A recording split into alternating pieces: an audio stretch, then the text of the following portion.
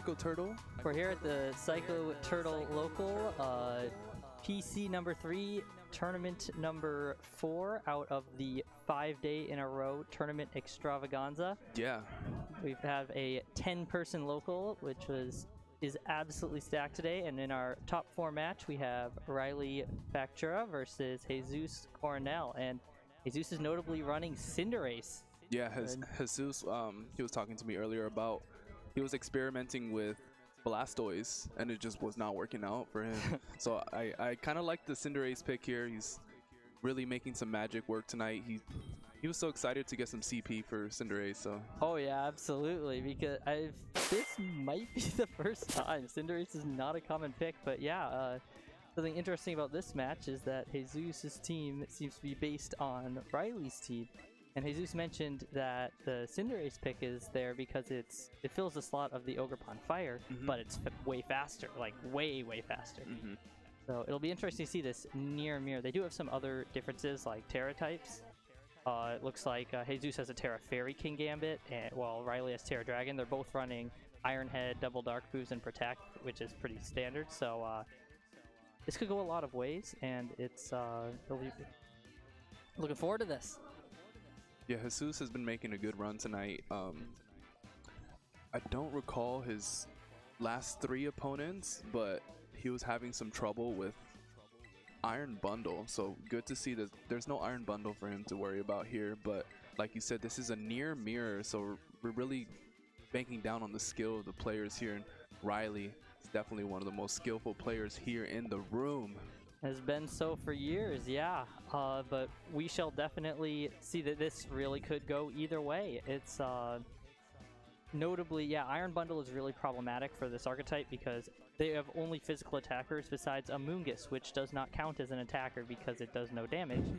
Well, that being said, the Grass Knot that both players are running on their Amoonguss is enough to do like 90% to an Urshifu Water. So these Amoongusses in particular can do a little more damage than others. And of course, Pollen Puff does great damage on Yanpao. All right, now we starting off with the lead, Cinderace and Amoonguss against Riley's Urshifu and Qianpao.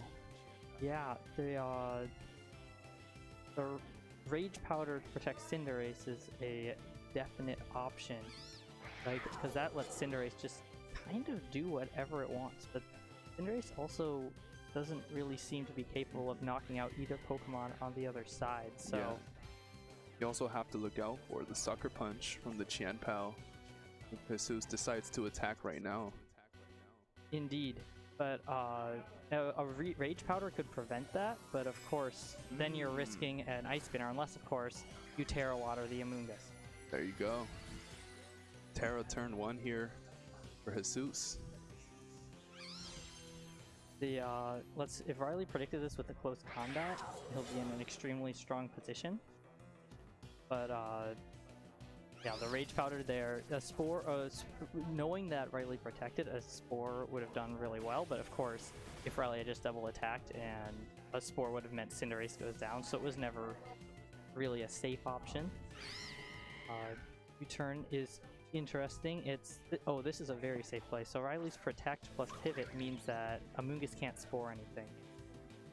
On account of the fact that one's protected and the other's completely immune. Cinderace is now a bug type too. And notably, this is a choice band Cinderace. So it is locked into U-turn for the next turn, unless it wants to swap out. But if you really want to swap that out when U-turn's going to do that anyway, as well as get some chip damage, we'll see. But this does lead to an interesting situation where Riley knows for sure that Cinderace will not be in that spot by the time either of his Pokemon attacks into it. Because it'll either have pivoted out or U-turned out, and there's no other situation unless it U-turns into a Protector or Spiky Shield. Looking to see for a possible switch here for Riley. Ooh. That last minute decision. Oh, that was Jesus. Last minute decision switch. Well, no, I do think that was Riley, but Jesus' switch goes off first. Yeah, that allows you to click fun things like Spore or even pivot out your Amoonguss without being vulnerable to a Sucker Punch on the Cinderace. There's the super safe Horn Leech going off into the Amoonguss slot, just cleanly removing it from the field. The healing does not matter at all. The switching from Ogerpon and then getting that Horn Leech, very good play there from Riley. Absolutely. If the Dragonite had gone into the other slot, Jesus would have been in an extremely commanding position due to Dragonite's 4 times resistance against grass, but... Seems like Jesus's Amoonguss practically didn't do anything. That's one of the scary things about going Terra Water in this matchup. It's so necessary to resist Ice Spinner, but it also just leaves you so vulnerable to quite a lot of things, most notably Horn Leech and, of course, the opposing Amoongusses, which we do know Riley has, because, well, let's call it a good guess. We got the Amoonguss on the field in front of us. The Terra Water there, which covers for a few options because this Dragonite is running Aerial Ace and Cinderace is using Pyro Ball. The Pyro Ball notably goes into the Ogerpon slot, and then there's the Aerial Ace to Amoonguss. Now Riley's Dragonite is running Thunder Punch, so it would still be able to hit the Amoonguss if it had not been spored. That is huge! Jesus is locked down with the option of a Fire-type attack into at least the Water-type Amoonguss and doing nothing. So Riley's done a fantastic job of limiting Jesus' options here. Here we see the Urshifu, meaning Pyro Ball cannot do damage at either of these, or can it? Because you have Chien-Pao, which would hate to take a Pyro Ball, but on the other hand, it's let's see if Jesus called it and used Pyro Ball into a Water type. What are the chances here? Oh, into the Urshifu. It's Urshifu, but look at that. Urshifu has phenomenal physical bulk, even with minimal investment in defenses, and well, that did over half. Choice band Cinderace. It's hard. Jesus locked into that move, and the Dragonite is asleep too. Not much options here. Notably, the Choice Scarf means that Surging Strikes goes off before Cinderace can get off a second Pyro Ball. And Cinderace does not like Surging Strikes at all, and I would be surprised if we didn't see an Ice Spinner coming out here and just cleaning up that Dragonite that's been sitting on the field for a few turns. Which puts Riley in quite a strong position. Quite a strong position indeed. Man, Riley has been playing phenomenally, switching out Mons according to the matchups, and Jesus has just not been able to catch up. Now, last Mon here for Jesus, Chien-Pao. Not much that he can do against literally all of Riley's team. It's Chien-Pao. And we haven't even seen the fourth. Oh yeah, we've seen all 4 Mons. We saw all 4 Mons. But yeah, it's that Urshifu alone. The Urshifu alone does 80% and isn't very easy to for Chien-Pao to take out since it resists both of Chien-Pao's stab types. It was very much locked down there. So phenomenal play. Great play by both players, and Riley's job in just locking down Jesus' options was absolutely beautiful. A lot of people here are running variants of Riley's team, so Riley has gotten tons of practice with the mirror match over the last couple of days. Yeah.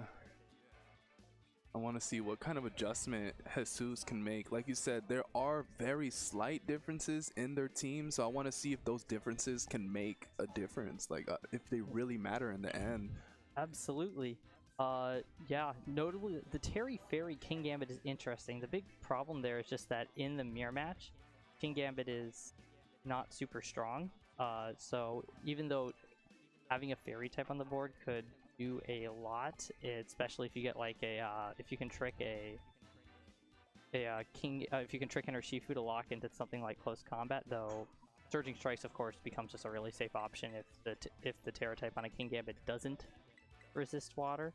But just bringing King Gambit in general, it pretty much demands your Terra if it's ever facing Chien-Pao or Ogerpon or Urshifu, and that's just really expensive. So that particular difference will probably not see the light of day during this matchup. Interesting.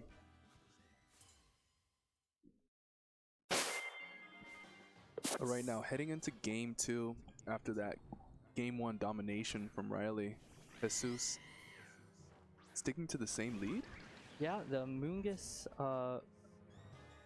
Amoonguss Cinderace, but into specifically Urshifu and Ogerpon, that's actually that's an interesting position, because on one hand, a Rage Powder completely locks down the Urshifu. The Urshifu cannot damage the Amoonguss.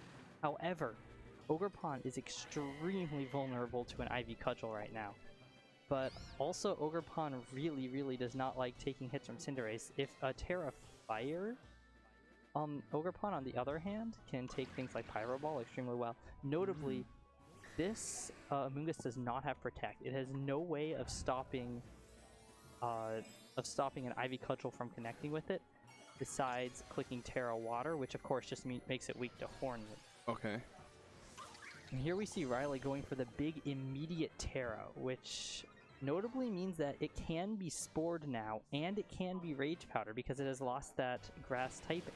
On the other hand, it hits ridiculously hard, especially with both the Terra boost and the Mask boost and the Embody Aspect boost. Is that +2 for Ogerpon? +1? Ogerpon is at +1.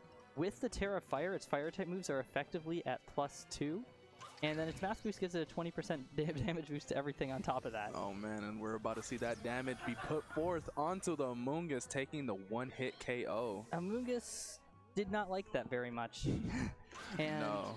Jesus has this Dragonite out, which notably resists both all attacks on both Urshifu and on Ogerpon. That being said, it still probably takes over half from an Ivy Cudgel just because of how boosted up this Ogerpon is with everything it's got combined. But it does probably live those. But Urshifu is locked into Surging Strikes. We're probably going to see it pivot out here or attack it at Jian Pao.